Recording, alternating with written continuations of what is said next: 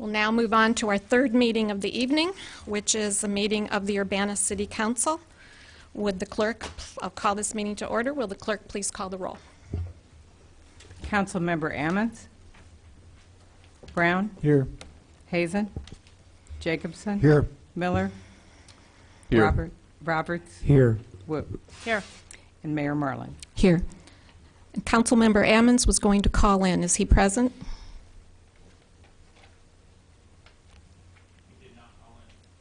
Okay, has not called in yet. Next up is approval of the minutes of the previous meeting from October 1st, 2018 and October 8th, 2018, which was a special meeting. I'll move approval of those minutes. A second. Moved by Jared, seconded by Bill. Are there any corrections to the minutes? Okay. All those in favor of approval, please say aye. Aye. All those opposed, same sign. Those minutes are approved. Are there any additions to the agenda? Okay. Next up is public input.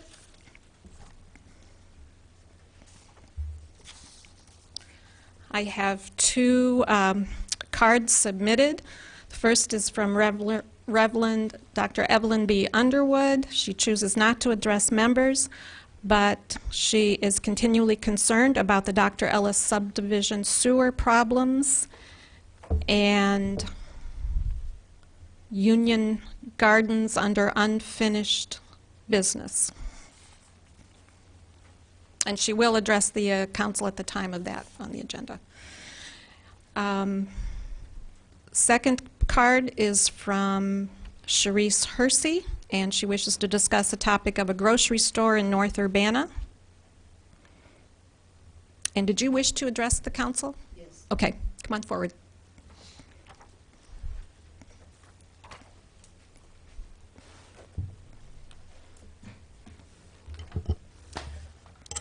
Hi. Hi. Okay, first off, let me open with saying I'm a resident of the 3rd Ward that Mr. Ammons is supposed to represent. And I haven't been here for many years because I lived elsewhere. And I'm taking care of my mom now, so I've moved back in the past year or so. And I haven't been to a city council meeting, I think, since my father was on the city council many years ago. But I was concerned regarding the development that was going up, and I read this article where, I think it was you, Mr. Miller, that made a comment about how most students didn't even know anything existed north of University Avenue. I took offense to that. But one thing that you did say that made sense was the fact that there's no grocery stores. And if you are in fact going to add, we've already added at least 3,000 more people to that population on the north end of Urbana. If you're going to continue to add the population, and even if you make the demographic more diverse, which it is considering the students being there, there needs to be a grocery store, which has not been there, and from my understanding is not even on your plan or agenda to try to do, period. And for decades, the black community on the north end has adapted to there not being a grocery store on the north end. If what I see is that the north end is a food desert, and that means that we do not get, or do we have even close proximity to a store or anything that would provide us with good vegetables, cuts of meat, reasonable anything, not in the city of Urbana. And we've adapted to just going to Walmart on the north end. We definitely don't, are not going to travel almost to Danville to get to the Walmart in Urbana, nor will we travel almost to Philo to get to the Meijer in Urbana. So all of that revenue that you're losing is going into Champaign because there is no grocery store and has not been since the 70s on the north end of town. So since you brought that up, Mr. Miller, I thought that it would behoove our community to proposition you actually, to work on making that happen. Unfortunately, our representation for our ward is woefully negligent.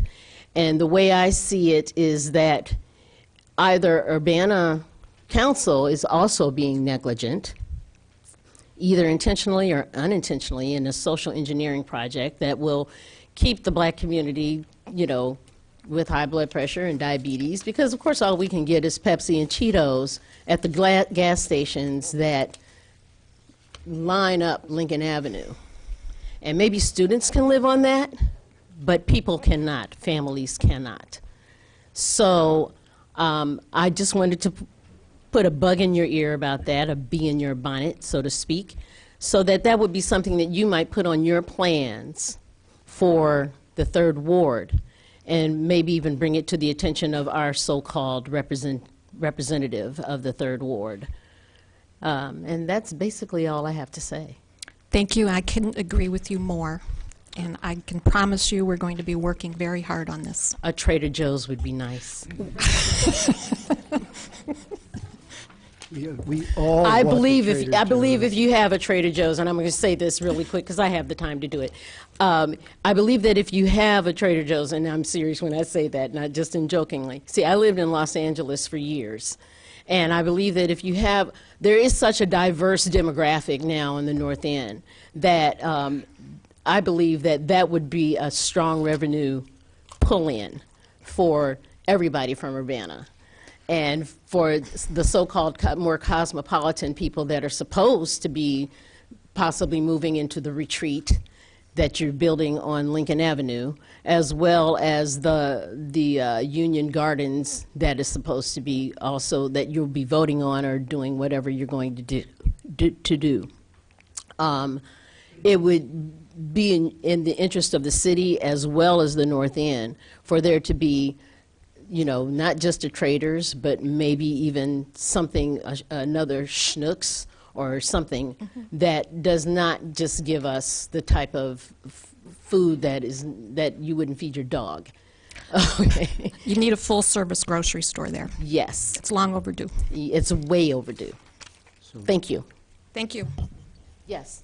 So actually, this is sort of, it's a question on your behalf, but maybe directed towards mayor and staff. Are there any adjustments that are necessary to the zoning map in that area to make a full-service grocery store more likely?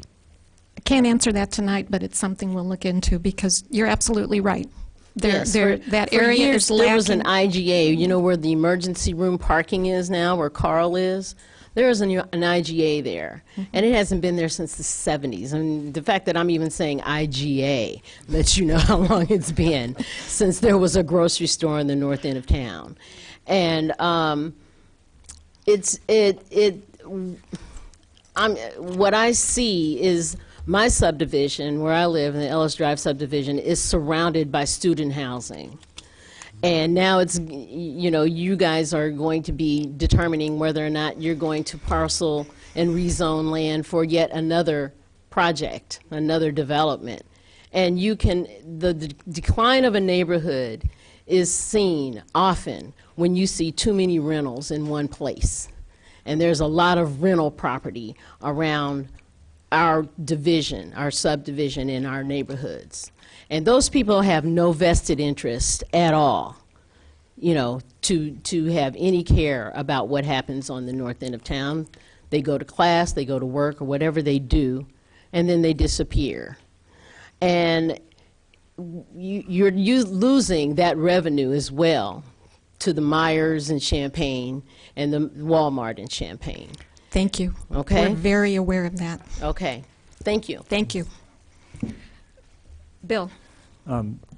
One thing we did talk about during that meeting, I don't remember if it was in that article, was that the water company at the corner of Lincoln and Bradley will eventually be abandoning those ponds, those evaporation ponds they have there, probably within a few years, and that's one of our goals for that area, is to have a grocery and other services that would be accessible both from the interstate and for the population that lives up there.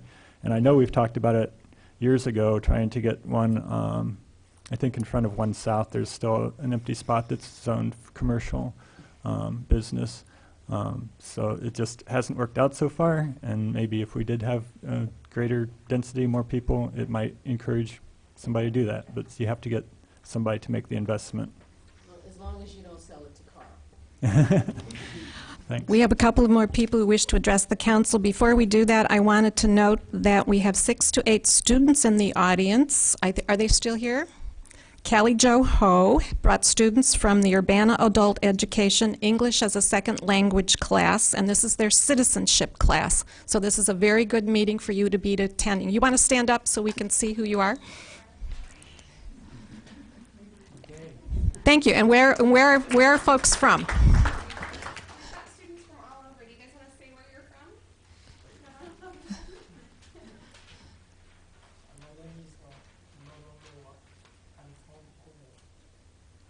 My name is Kavisala Ribeli. I'm from Thailand. Thailand? My name is Eduardo. I'm from Mexico. Mexico. My name is Angelica Orozco. I'm from Mexico. Mexico? I'm Jinli. I'm from China. China. Welcome. Welcome, all of you. Thank you. Thank you. Okay. Jackie Curry, did you wish to speak now or at the time of the agenda item? At the time. Okay. Terry Townsend? At the time of the agenda item. You wanted to speak at the time of the agenda item? Okay. He's like, he's up already. You're on your way. All right.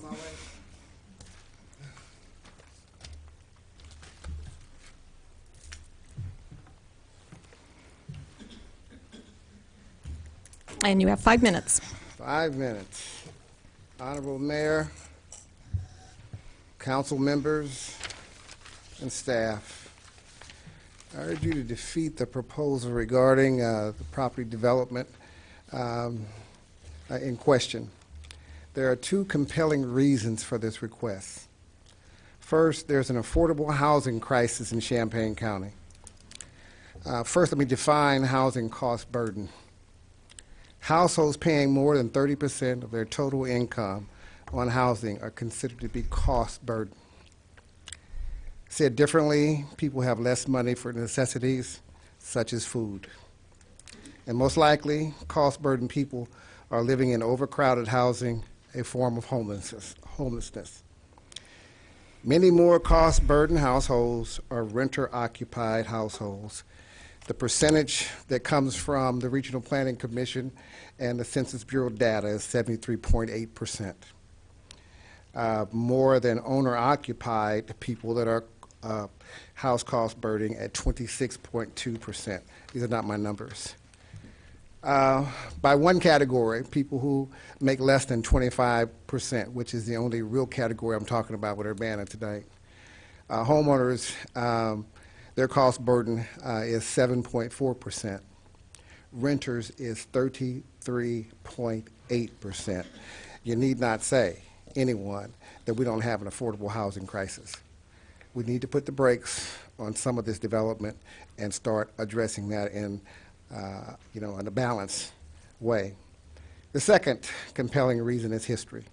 Champaign County has a history of racial discrimination in housing. We started with 10 houses that children ended up getting burned on Columbia Street and Prospect. That led to the Housing Authority building public housing in Champaign County.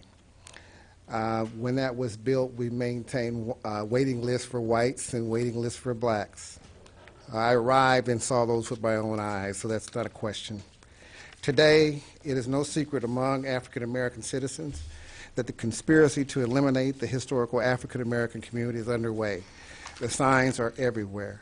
If you just look at Carver Park, for example, it is a fine example of municipal neglect. The historical residential area is in a state of decay. Go up there and look at those streets.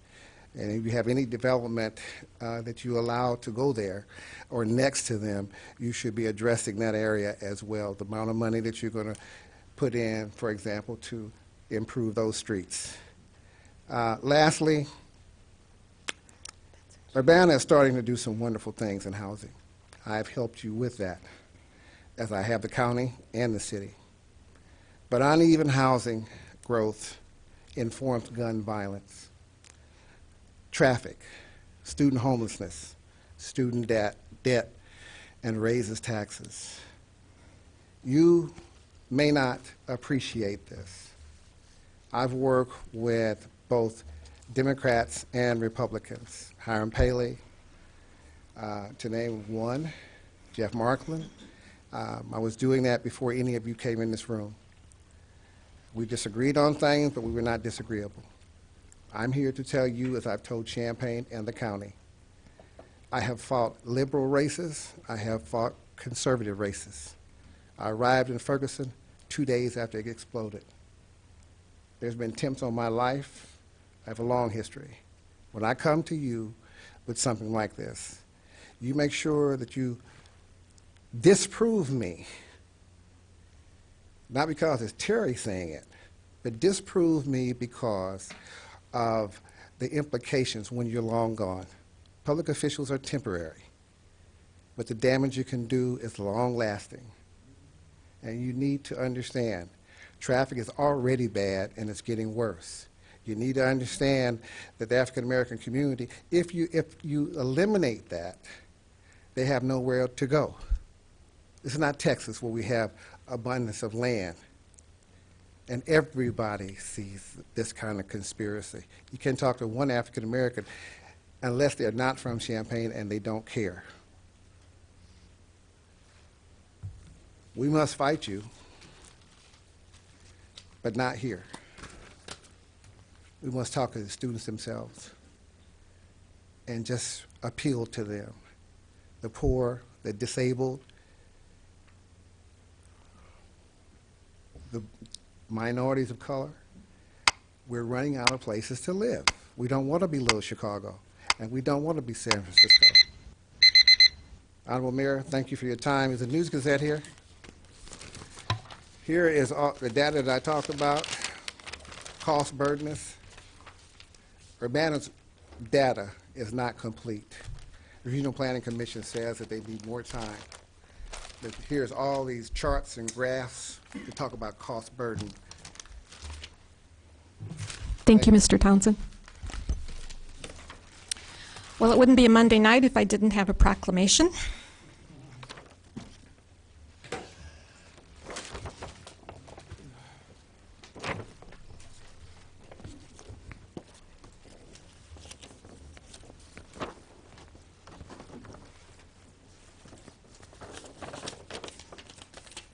Welcome Carol Jo Morgan from the Idea Store.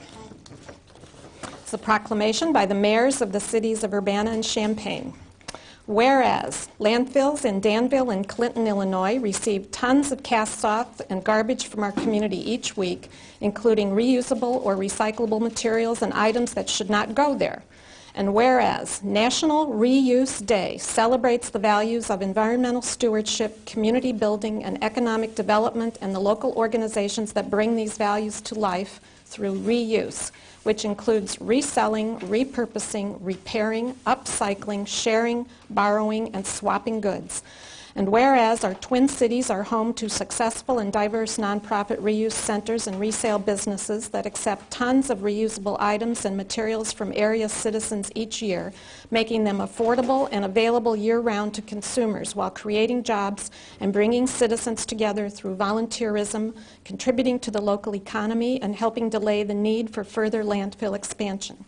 And whereas the Idea Store, a nonprofit creative reuse marketplace, is proud of its birthplace in the city of Champaign and of its new home in the city of Urbana, where it will open on October 24th, 2018 at Lincoln Square Mall, growing its ability to serve teachers, students, artists and crafters, budget-conscious citizens, program coordinators, and anyone who appreciates an alternative to throwing reusables away. Now, therefore, we, Diane Wolf Marlin, Mayor of the City of Urbana, and Deborah Frank Finan, Mayor of the City of Champaign, do hereby proclaim October 20th, 2018 as National Reuse Day in the cities of Champaign and Urbana, and urge all citizens to support local reuse organizations and businesses. Congratulations and welcome to Very Urbana. much. Thank you. We're happy to be here. There you go. Thank you, Ms. Baker. Do you need a picture?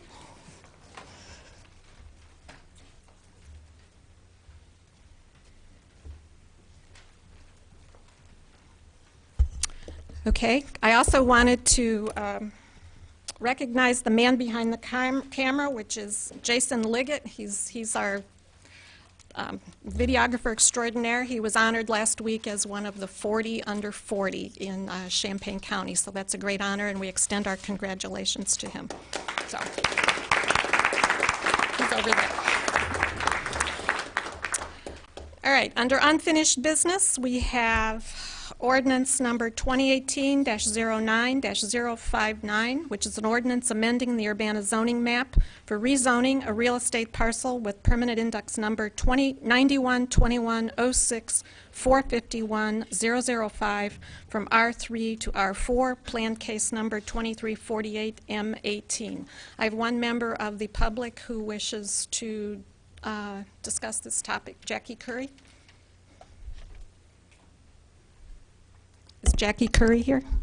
Oh, okay. Thank you.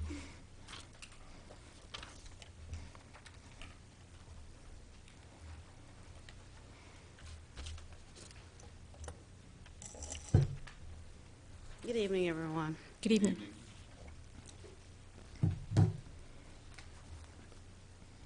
I'm not much of a public speaker, so I wrote a few things down, and I'd just like to read them to you.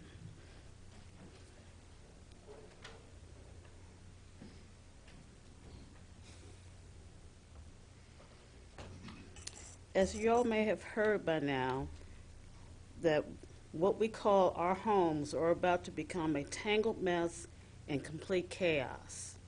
Carver Park is historically known as the oldest African American subdivision in Champaign and holds a lot of rich history. Sure, you say now that the neighborhood won't be disturbed.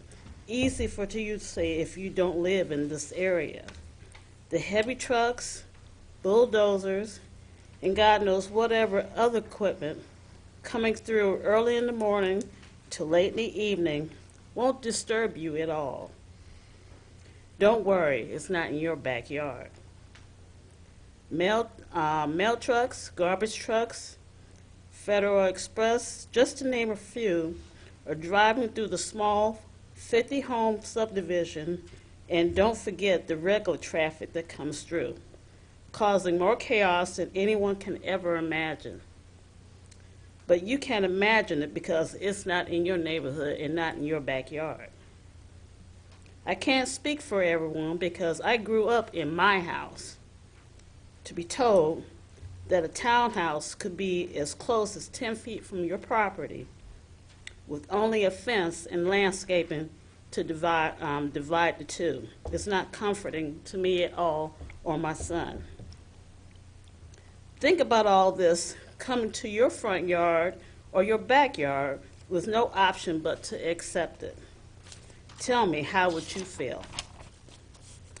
Other than the 5 to 7 years that I lived in another state or in another part of the world, Champaign-Urbana has been my home.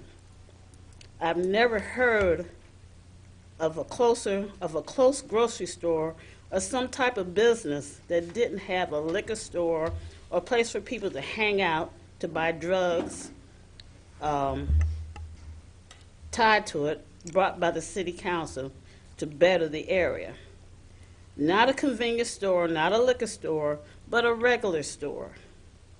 All the Richards, the IGAs, the APs, just to name a few, have moved out and gone out of business and closed, never to be replaced.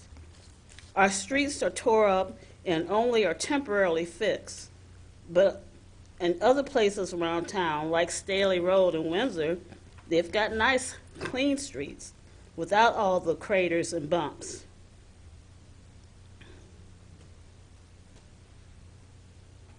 Carver Park, like many other areas around town, is a historic place and should be treated as such. There's a hidden agenda, seems to me, and I believe given the inch that is being asked for, eventually that mile will be taken. The city of Champaign-Urbana will take that mile and destroy our neighborhood along with the rich history behind it. And I think you need to take in consideration of what you're about to do and the lives that you're about to destroy. Because anyone else in the Champaign-Urbana area that says that there's history behind their neighborhood is not bothered. But since this seems like this is an African-American issue, they want to tear up our neighborhood, and I don't think that's fair. So I would like for you to reconsider and vote no on this proposal that you've got to build behind us, because our children will have nowhere to play. They'll have all the dust, all the chaos, and you all don't have to deal with it. We do. And I don't think it's fair, and I think it needs to be turned down and put somewhere else. And that's all I have to say. Thank you. Thank you. I'm now told that Aaron Ammons has joined us on the phone. Are you there, Aaron? Correct. Okay. Is there a motion for ordinance number 2018-09059? Oh, I'm sorry. Yes, you are.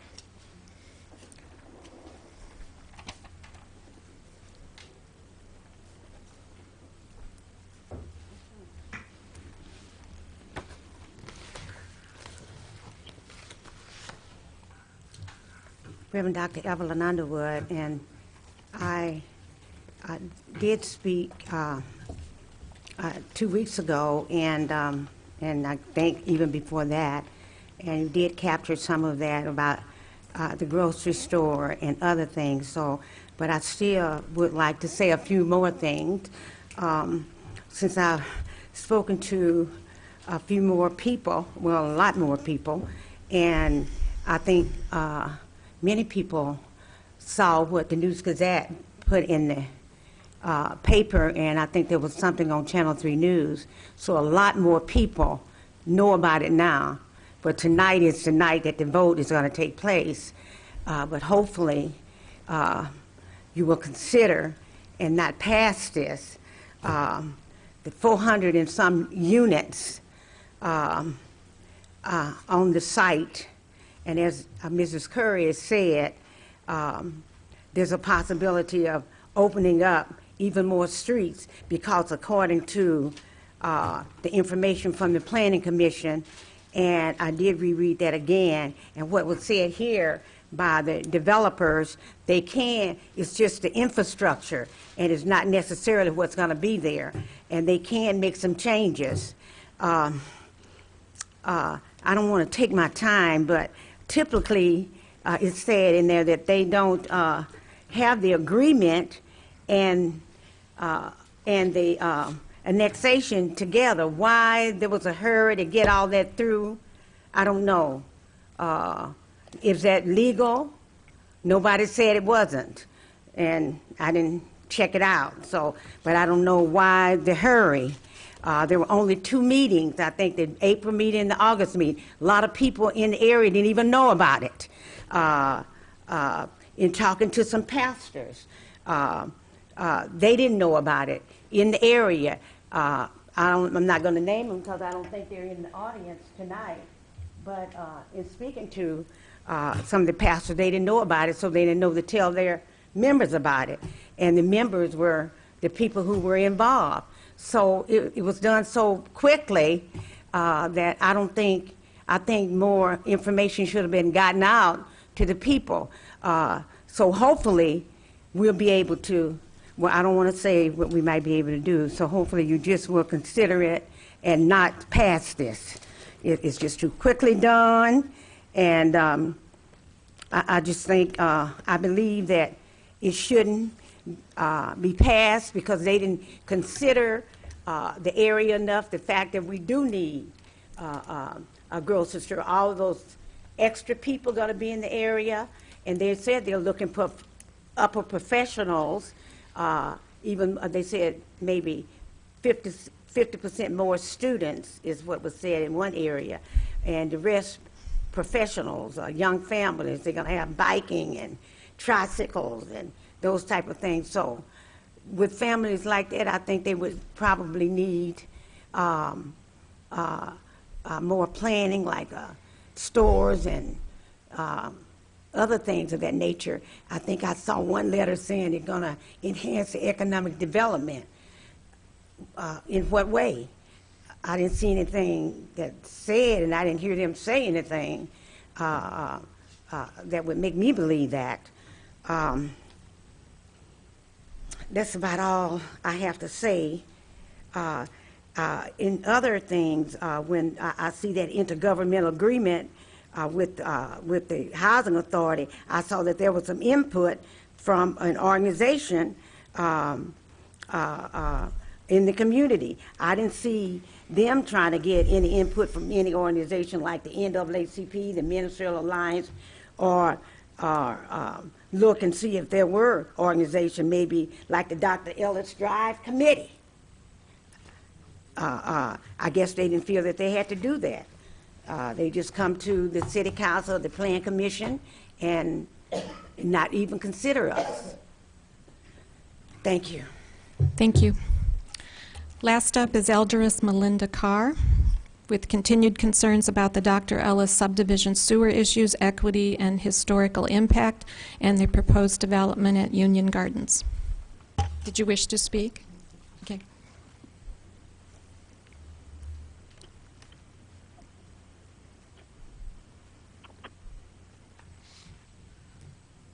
Good evening, Mayor Marlin and all the council members on this evening and the audience on tonight.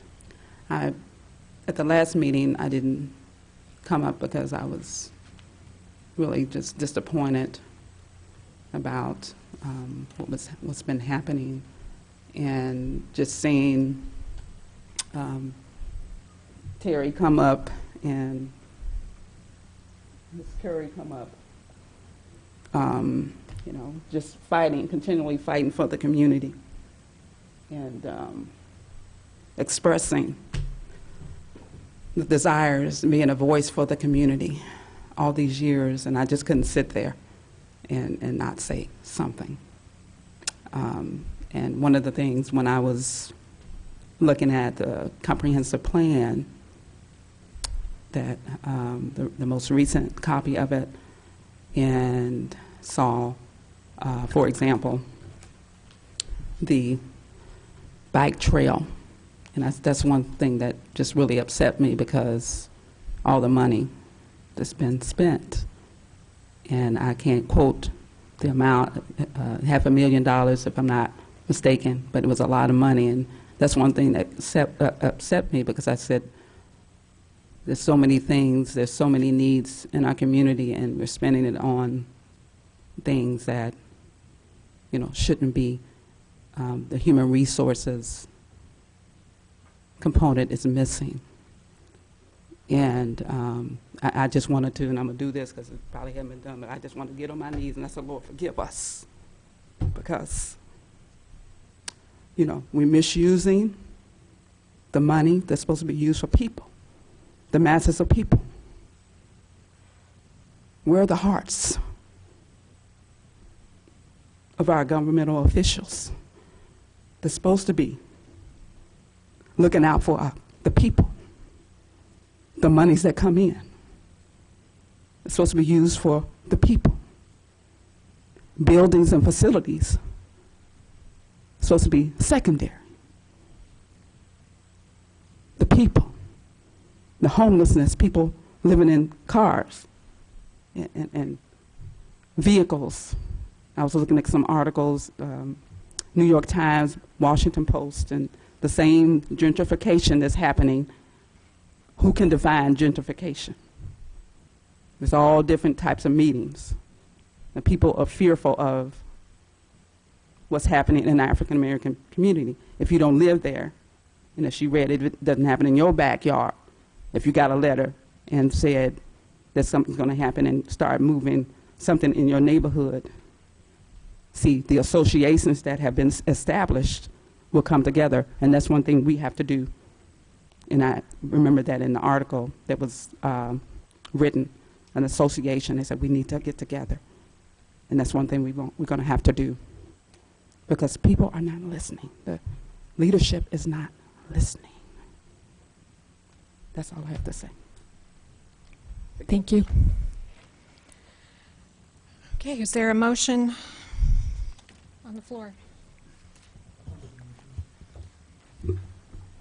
To approve ordinance number 2018-09059, an ordinance amending the Urbana zoning map, rezoning a real estate parcel with permanent index number 91-21-06-451-005 from R3 to R4. This relates to planning case number 2348-M-18. I'll second that. Oh. Moved by Dennis, seconded by Bill. Discussion. Bill? Yeah, so this is the zoning from R3 to R4. There's not much difference between R3 and R4, just like 0.05% of open space difference. I think the main difference is that it allows them to build multiple units in one building instead of just duplexes. So this has already been designated for R3, no real change in density. I understand concern with construction right behind your house. Some people would say, well, that's a good sign. It means somebody wants to invest money in my neighborhood. They want to be where I live. Maybe, you know, I grew up in a neighborhood near Milwaukee when I was real little, and it was like a suburb, and we had construction across the street. And yeah, it's, you know, it's disturbing, but I have to say, as a little kid, I was thrilled by it. I really enjoyed watching the process and played in the dirt, you know, on the weekends and stuff. So I think it's a little overblown that the noise in construction is going to be a bad thing. It is a temporary thing, and the density is what's already allowed there. So I'm in favor of this rezoning. Any other comments? Mary Alice? Yeah, I wanted to thank the community for coming out, sharing your concerns with everybody. I was concerned about the neighborhood, about Carver neighborhood, and the impact that potential development of this kind would have on it. So I did talk quite a bit about traffic. I do want to say that I have just lived through an entire project that was in my backyard that was 35 units, literally touching my backyard with cement trucks, the whole works of all that noise. It lasted for about, I'd say, 6 or 7 months. It wasn't fun. I will completely agree with you. I didn't like it. It is over, which I'm very happy about. A couple of things that I just wanted to say about Carver. The first one is that it is City of Champaign. It is not Urbana. And I completely understand the concern about infrastructure, where we spend our infrastructure dollars, and I wish we could invest more money into that neighborhood. But the neighborhood is not in the City of Urbana. The neighborhood is in the City of Champaign, and they are the people who are responsible for those roads. In addition, I think it's important to mention that the City of Champaign has already approved one portion of this. R3 to R4, as Bill had mentioned, does change the number of units, but to the best of my recollection, the number of units is not being maxed out in terms of what they would be allowed to build by right for that specific zone. It's not the best. I certainly think that, well, let me say this. We're not approving the project. Okay, so the project is not something for us to approve. What we're approving is the zoning. And I just wanted to acknowledge that I understand the concerns of the neighborhood, but I have to support this simply because it's a zoning issue and we have to apply the LaSalle criteria. And last but not least, they have the right to build right now. They have the right to build a higher density than R2, and R2 is single family. So regardless if we pass this or not, they could come in and build without coming to anybody, without coming to City Council, without coming to zoning or planning, as long as they were within those specific rules. So, Dennis. I understand also that the residents of Carver Park are concerned about it. Some of the aspects of the development have been addressed actually by Trinitas, but that's a discussion about the development itself and not the zoning. It would be great if what we were presented with was a new subdivision with homes and streets. But this is not, there hasn't been a new subdivision per se carved out of Urbana recently, and this is not going to be a site that is going to become a subdivision. It's going to become a development. It's a different kind of a development, a different kind of residential home providing experience.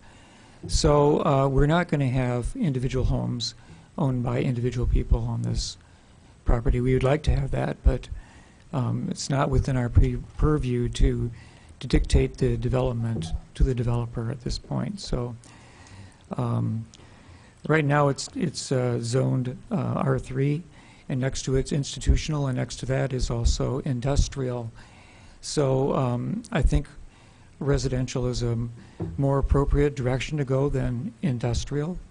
And there are increased buffers that are being offered by the developer. So Exhibit I in our packet indicates those adjustments which the developer has made.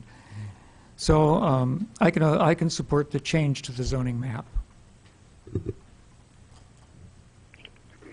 Eric?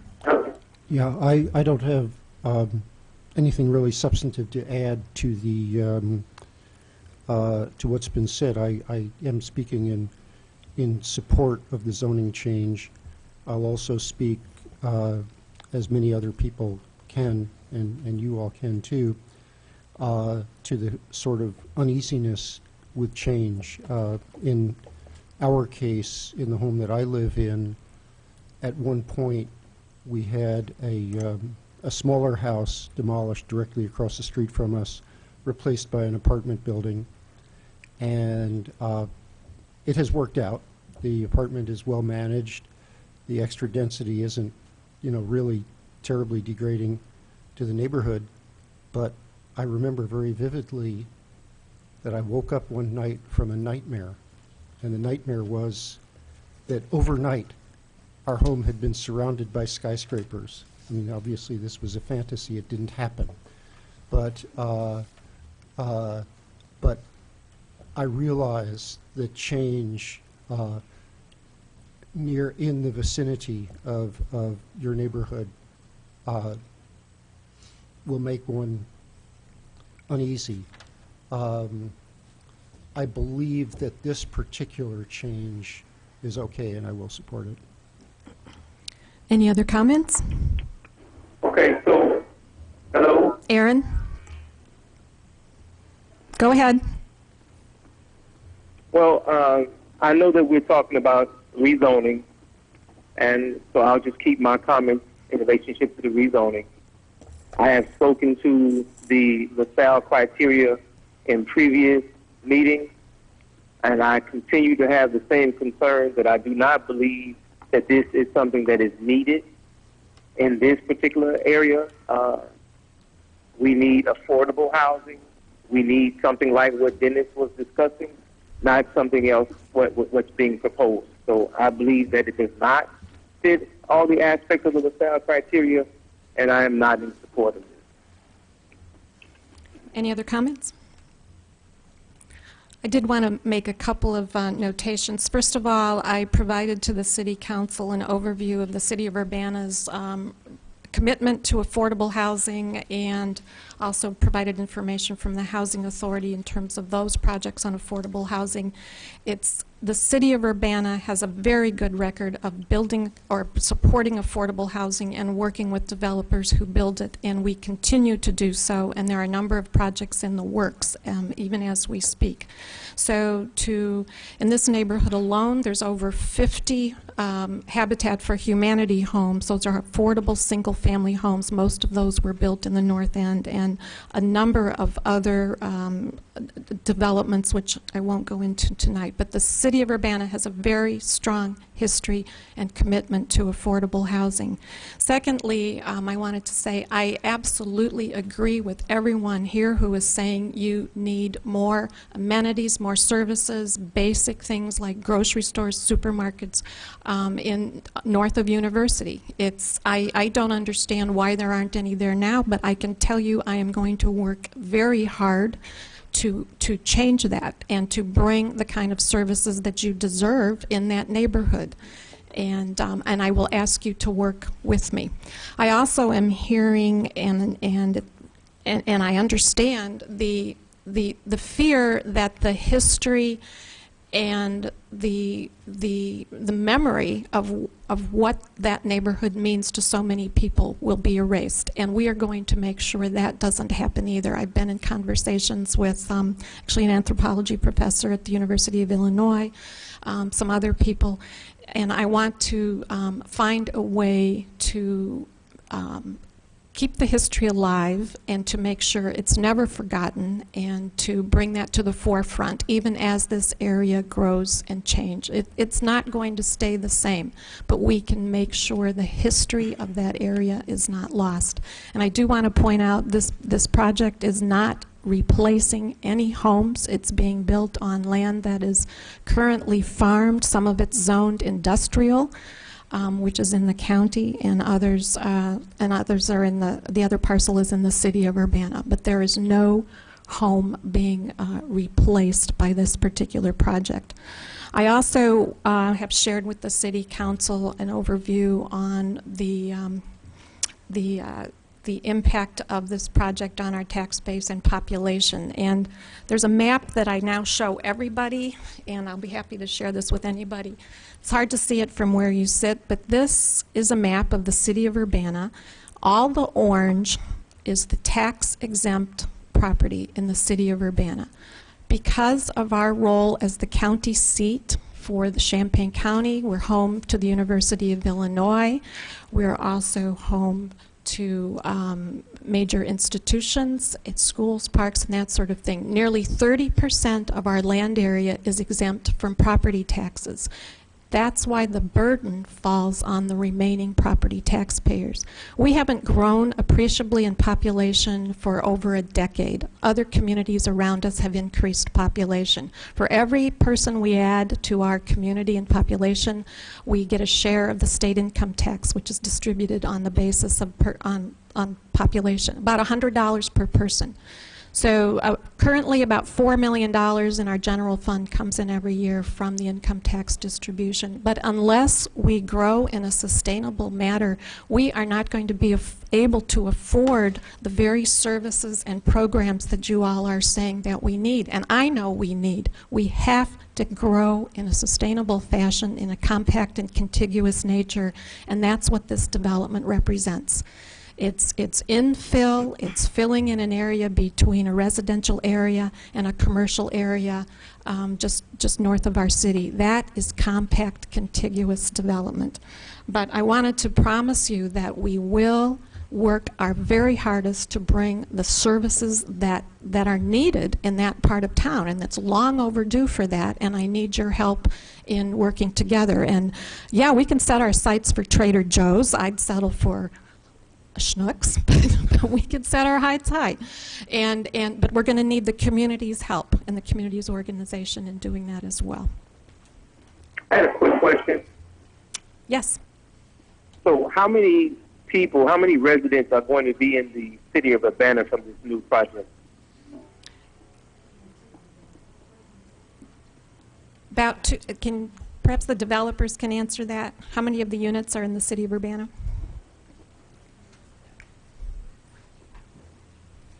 Total number of units, total number of bedrooms? 406 total. Right, thank you. Now, I'm not saying we're going to increase our population by 406 people. Obviously, people will move, some will move from elsewhere in Urbana. It's units. Yeah.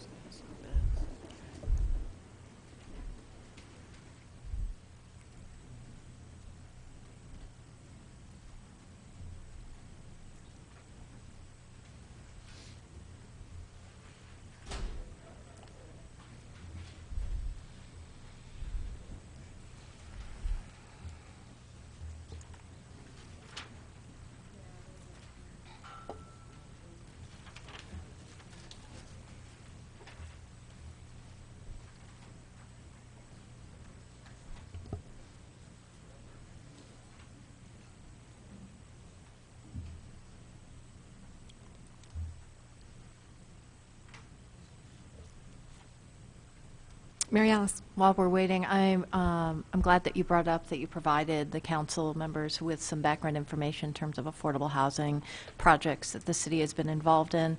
And since we have a few items that are in development, I'm hoping that once some things are settled, that the staff would be able to provide a presentation to the entire council as well as the community, of course, in terms of what does the picture look like. Sure, absolutely. Thank you.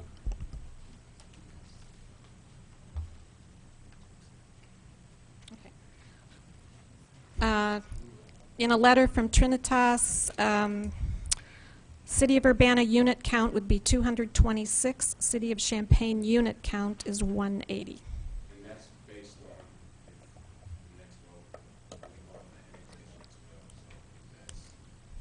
That includes the annexation of land into the city, yes. It's a total of 406 units in the entire project. 116 units are located in the city, 110 are located in Champaign County. If the annexation of county land into the city is successful, that brings the total City of Urbana unit count to 226 and the City of Champaign unit count to 180. Thank you. Thank you, Carol. Any other questions or comments from council members?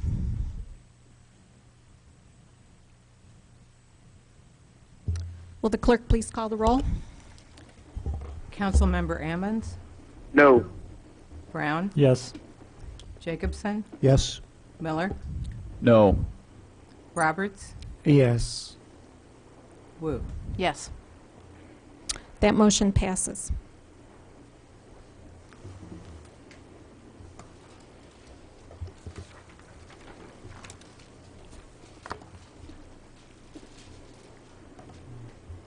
I need to get off. My circumstance doesn't allow me to stay on the entire time, but I wanted to say to the community, for those who came out, I appreciate you all coming to share your concerns, and I do think that the process that is in place does allow for communication with the community, and I have spoken to Dr. Underwood and some others that we need to do a better job of making sure that we are involved in every aspect of this process, but I also think that there's more work that could be done on the behalf of a developer or the city to reach out to neighborhood associations like the Dr. Ellis Subdivision Group and other organizations to let them know what's going on or to try to reach out on a regular basis. There's only so much that we can get out individually as council members and things like that. So I appreciate you all coming out and share your concerns, and but I have to get off now. But thanks a lot, everybody, for coming out. Okay, Mayor? Dennis? Because there are two council members who are not present, and I think that the next two issues, ordinance number 2018 and 09-058 and -060, require full consideration by the full council. I move to defer those two items. Is there a second? Yeah, I'd second that.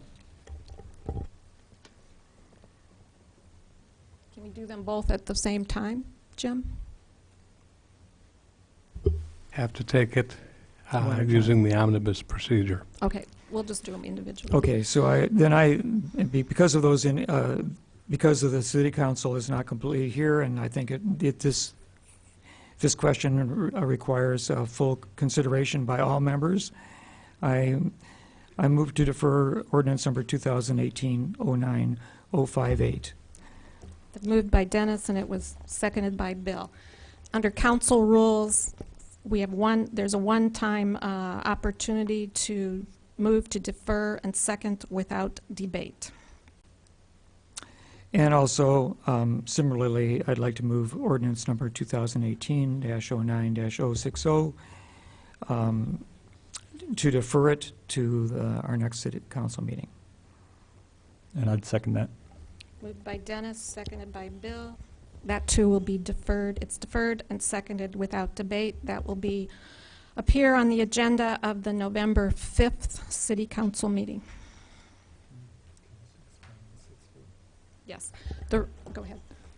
Just because that probably sounds confusing, in order for an annexation to be approved, you have to have six affirmative votes. So that's one of the reasons that the people who voted in favor, the last one, are also in favor of deferring this one. And on the annexation items, the mayor votes as well. So it requires 6 of 8 votes for the annexation agreement, 5 of 8 votes for annexing the property into the city. Reports of standing committees. Dean Hazen is absent tonight. I can take it for Would him. you take it for him, Jared? Thank you. So last week, the Committee of the Whole met, and we moved a number of items forward to the full council with a recommendation for approval.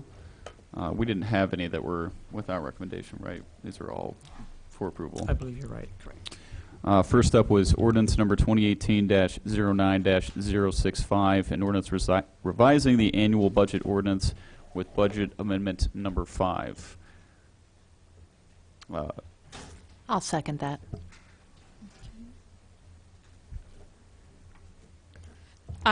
This requires 6 of 8 votes. Will the clerk please call the roll? Council members Brown, Yes. Jacobson, Yes. Miller, Yes. Roberts, Yes. Wu, Yes. Mayor Marlin. Yes, that motion passes. Next up is ordinance number 2018-10-066, an ordinance approving an assignment and assumption of a redevelopment agreement between the City of Urbana and Central Illinois Soccer Enterprises, LLC, in connection with the Cunningham Avenue Quarter redevelopment project area. I move approval. I'll second that. Moved by Jared, seconded by Dennis. Will the clerk please call the roll? Council members Brown, Yes. Jacobson, Yes. Miller, Yes. Roberts, Yes. Wu. Yes. That motion passes. Next up is resolution number 2018-10-0747R, resolution authorizing acceptance of an Illinois Arts Council agency grant for the public arts programming operating support. I move approval of this resolution. I'll second. Moved by Jared, seconded by Dennis. Will the clerk please call the roll? Council members Brown, Yes. Jacobson, Yes. Miller, Yes. Roberts, Yes. Wu. Yes. That motion passes. Next up is resolution number 2018-10-048R, resolution authorizing the execution of a First Amendment and restatement of an intergovernmental agreement by and between the City of Urbana and the Housing Authority of Champaign County concerning the Urbana Townhomes property. On behalf of the council, I move, or on behalf of the committee, I move approval. Second. Moved by Jared, seconded by Eric. Will the clerk please call the roll? Council members Brown, Yes. Jacobson, Yes. Miller, Yes. Roberts, Yes. Wu. Yes. That motion passes. Next up is ordinance number 2018-10-067, an ordinance authorizing the sale of certain real estate, 1301 East Washington Street. On behalf of the committee, I move approval. I'll second. Moved by Jared, seconded by Dennis. This requires 6 of 8 votes. Will the clerk please call the roll? Council members Brown, Yes. Jacobson, Yes. Miller, Yes. Roberts, Yes. Wu, Yes. Mayor Marlin. Yes, that motion passes. And that concludes the business forwarded from committee. Next up, reports of special committees. Seeing none, reports of officers. New business. Ordinance 2018-10-068, an ordinance revising the annual budget ordinance, budget amendment number 6. It would be the executive search firm fee. Todd Rent, HR Director. Good evening. As you're aware, our esteemed colleague, Bill Gray, Public Works Director, is poised to retire at the end of this month. The item before you request additional funds for the retention of an executive search firm to lead the search process for Urbana's next Public Works Director. The selected firm, Polyhire, is a minority-owned and operated firm that specializes in sourcing highly diverse, highly qualified, and engaged candidate pools for senior-level public sector positions. The requested funds would cover expenses associated with that retention. I'm happy to take any questions that you may have. Mary Alice? I'm just curious why we knew that these were coming, right? So we knew that we were going to have retirements this year. Did we not budget for them in terms of search fees? Is that why we have a budget amendment before us right now, is that was not budgeted? Because this is a budget amendment. Yes, I think initially the thought was that we would handle this search as we did with the fire chief search internally. I will tell you, this firm has basically provided us an opportunity to receive or to partner with them to source candidates that are going to be highly diverse. They have a very good track record of doing that. But also they are doing so at a very, very reasonable price, and we think that it's worth the investment. Also, we have several vacancies at this point, and so we want to make sure that we are able to use staff time in the most effective way possible. So at some end, we need to keep the searches going. We need to have reasonable allocation of staff time, and this would allow us to do that. It would just give us greater leverage and room to accomplish those searches in a timely fashion. Okay, so I think 10,000 is reasonable. I mean, certainly if you compare the other bidders, it's well the lowest bidder. I guess my question is, we have these other searches, as you alluded to, that are coming on board. Are we going to see another budget amendment, or is the plan to handle all of those in-house? I think we'll have to look at those as they come up. This is and I should emphasize, this is a senior level search. Many of the other searches that are being performed that are in front of us now are either at management levels or at staff levels, and we're still handling those internally. So as we move forward, we have at least one other senior level search in front of us, and I think that will be a conversation that we'll have as we move forward to determine exactly how to handle that. Okay, all right, thank you. Any other questions? Eric, or Jared?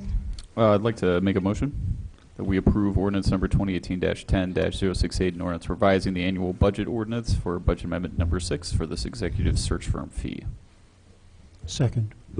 Moved by Jared, and seconded by Eric. Any further discussion? This requires 6 of 8 votes. Will the clerk please call the roll? Council members Brown, Yes. Jacobson, Yes. Miller, Yes. Roberts, Yes. Wu, Yes. Mayor Marlin. Yes, that motion passes.